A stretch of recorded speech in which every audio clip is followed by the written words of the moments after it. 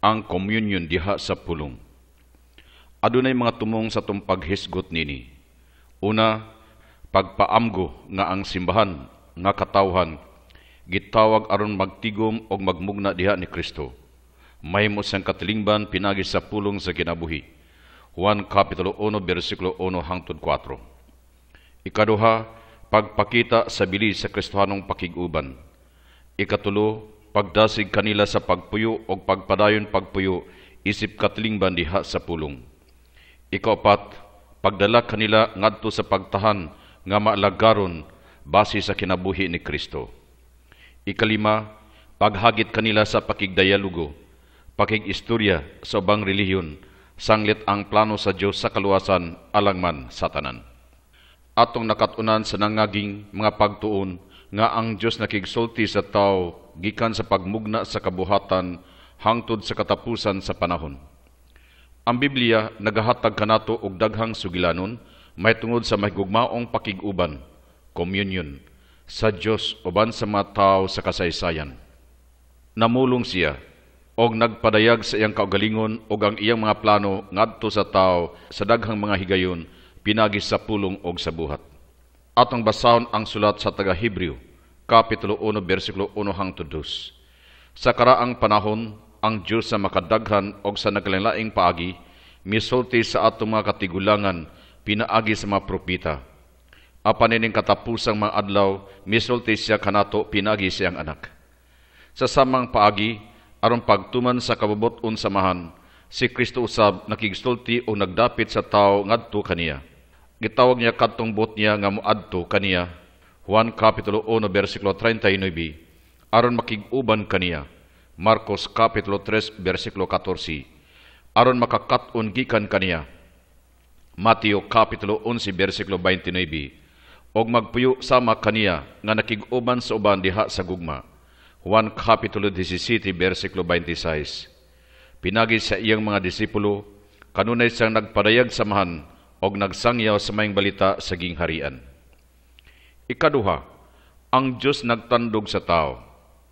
Sama sa karaang panahon, atong nasayran nga ang Diyos ania uban sa matag usa kanato karon.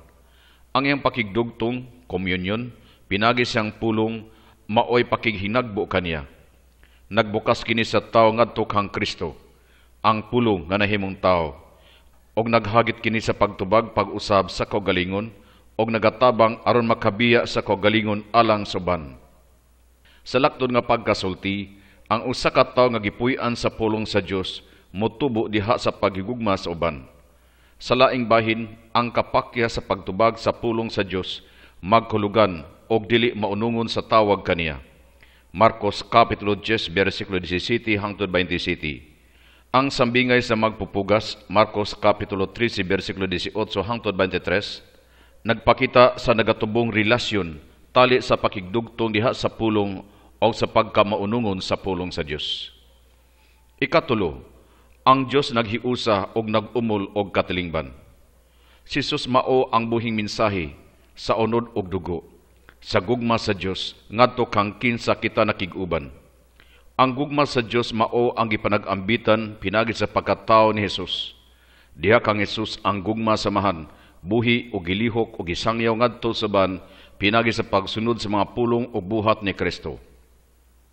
Ang personal nga pakig-uban sa pulong ni Kristo mudala ngadto sa pagpaambit sa uban sa maluluy-ong gugma sa Dios nga mahan nga gipaambit kanato diha og pinaagi ni Kristo. Ang pakighiusa kang Kristo, ang pulong, nagkahulugan og bag-ong pagpanag-iya sa iyang mga panlantaw og mga bilis sa kinabuhi, ang gitawag og Kristohanong mga bertod. Nag-awhag kini sa paghigugma sa isig kaingon sama sa gihimo ni Kristo. Gihimo ni Kristo ang iyang kaugalingon nga sukdanan alang sabot mutahan sa kaugalingon og timaan sa pagkasumusunod niya. Si Jesus nag-ingon sa Ebanghelyo ni San Juan, Kapitulo 13, versikulo 34 hangtod 35. Pinaagi sa inyong gugma sa usag-usa ang tanan makaila nga kamo akong mga sumusunod. Busa klaro nga ang pakig-uban, pakighiusa ni Kristo magdala o musangpot ngadto sa pakig-uban, pakighiusa, communion sa uban o sa tibok katilingban. Sa wala pa si Kristo moalagad sa publiko, Migahin siya og 30 katuig sa hilom nga pakig-uban sa amahan. Kadtong maong personal nga kasinatian sa pakigsuod sa amahan, mo'y nagpadala kaniya ngadto sa tibok nga pakig-uban sa uban. Hinatag ang iyang kaugalingong kinabuhi mismo alang kanila. Diha kang Jesus, ang paghari sa Dios, ang gingharian, nga mo iyang mensahe sa tanan, gisugdan pinaagi sa dili hinakog nga pakig-uban sa makasasala nga kinaiya sa tao. Juan Kapitulo 13, versikulo 14 hangtod 15, Lucas Kapitulo 10, versikulo 37. Nining pagiha, gidawat niya ang tanan. Didto sa krus, gidughang ang kilid, kasing-kasing na Jesus sa usa ka bangkaw. Gikan niini mibuhagay ang dugo og tubig. Ang Amahan nagpadala sa Espiritu Santo aron pagkumpleto siyang misyon. Pinagi sa pagbubo sa Espiritu Santo ang unang Kristohanong katilingban na tao. Buhat Kapitulo 2, versikulo 1 hangtod 13. Naiusa sila sa usa ka kasing-kasing og espiritu. Natuman ang mga pulong ni Jesus sa Juan Kapitulo 16, versikulo 13. Inig-abot sa espiritu sa kamaturan, tultulan kamuniya sa tibok kamaturan. Dili siya magsulti sa iyang kaugalingong pagbuot, kung dili sultihan kamuniya sa iyang nadungog, ingon man sa mga butang umaabot. Ikaapat, ang pulong ug ang Espiritu Santo. Si Jesucristo nagdala sa kaluwasan sa katawhan, pinaagi sa pagtuo. Siya nga nagtuo kang Kristo nakadawat sa gasa sa Espiritu Santo. Ang Espiritu Santo ang nagiusa sa magtutuo kang Kristo og samahan diha sa pakig-uban, communion, sa kinabuhi sa uban. Ang Espiritu Santo naglamdag sa tao may tungod sa pagsunod sa maayo o nagpahimugso diha kaniya ning musunod nga mga pagbati. Gugma, kalipay, kalinaw, pailob, kaluoy, kaayo, kalumo o pagpugong sa kaugalingon. Mao nga isip mga Kristiyanos, magdapit kita sa Espiritu Santo aron mahimong atong Dios nung bisita. Aron mahimong atong Dios nung bisita. Atong paluman ang atong gipambit. Una, ang pag-ila sa kaugalingon diha sa katilingban. Ang tao makakaplag sa tinuon nga pagkasiya diha sa katilingban. Gitawag siya sa pagpuyo diha sa matinud-anong mga relasyon uban sa isig kaingon sa katilingban. Ang pagkaplag sa kaugalingon may pagkaplag sa katilingban. Sa samang higayon, ang katilingban maumol sa mga tao nga nagkatilingban human makaamgo sa panginahanglan suban og naghimo og hiniusang tubag sa maong sitwasyon. Ang katilingban bukasyon sa tao. Ang Dios wala magmugna og tao aron magpuyo nga mag-inusara. Sumala sa awit, Numan is an island. Sa iyang pagmugna nakita sa Dios nga dili maayo nga mag-inusara ang tao. Tungod niini gihimo sa Dios si Iba aron dunay kauban si Adan o vice versa. Atong basahon ang Genesis Kapitulo 2, versikulo 8 hangtod 25. Ang dokumento sa Vaticano II, Gaudium et Spes, Constitution of the Church in the Modern World, number 12, paragraph 5, nagpamatuod pinagi sa pag-ingon. Apan wala himoa sa Dios ang tao nga mag-inusara, kay gikan sa sinugdan, gihimo niya sila nga lalaki ug babae. Genesis Kapitulo 1, versikulo 27. Ang ilang panag-uban nakahimo og usa ka matang sa personal nga communion sa usag-usa. Kay gikan sa iyang kahiladman, kinaiya sa tao ang pagkakatilingban og dili siya mabuhi ni makabot ang iyang potensyal kung dili siya makig-uban sa isig ka tao. Ang Dios nagbuot nga ang tanan tao mahimong usa lamang ka katilingban din anaa ang espiritu sa pag-inig sa unay. Si Kristo nag-ingon, mao sa unta sila ingon nga kita usara. Dili gid nato tibuok nga hikaplagan ang atong kaugalingon hangtod dili nato himuong sinsiro nga gasa ang atong kaugalingon ngadto suban diha sa katilingban. Agig sumada makayong kita nga ang pulong gisulti alang sa tanan sa walay pagpihig sa daghang paagi sa laing-laing panahon og kultura. Alang kini sa katilingbang matuuhon din hisakop ang usa ka tawo. Ang katilingban mao ang dapit din ang usa ka tawo motubo og mohingkod isip Kristiyano. Ang katilingban uban sa daghang panginahanglan niini naghatag sa tawo og okasyon aron mabutangan og unod makongkrito ang gugma sa Dios alang sa tanan. Mga timailhan sa Kristiyanong katilingban. Anaa ang mahigugmaong katilingban. Ang gugma kinahanglan ana sa kasing-kasing sa matag katilingban. Sukdanan kini sa atong pagtuo sa Dios o sa usa ka timaan sa matinud-anong sumusunod ni Kristo. Ang dokumento sa Vaticano II, Constitution on the Church Today, numero 93, parapo 1, nagkanayon. Ang pulong sa Dios pinaagi niini ang tanang masayod nga kamo akong mga sumusunod kung aduna kamoy gugma sa usag-usa. Juan Kapitulo 13, versikulo 35. Magpahinumdum sa matag Kristiyano sa epektibong pag-alagad sa isig kaingon, sa modernong kalibutan, uban ang pagkamanghiyatagon.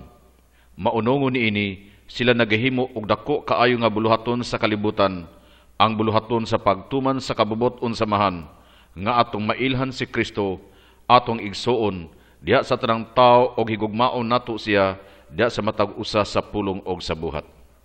Laing timailhan sa Kristiyanong katilingban ang nagpangita nga katilingban. Magtigom ang mga sakop aron pagtan-aw, pagpamati o pagpamalandong sa sitwasyon karon. Malaumon nga makadiskubre sa kabubuton sa Dios silang kaugalingon o diha sa mga panghitabo.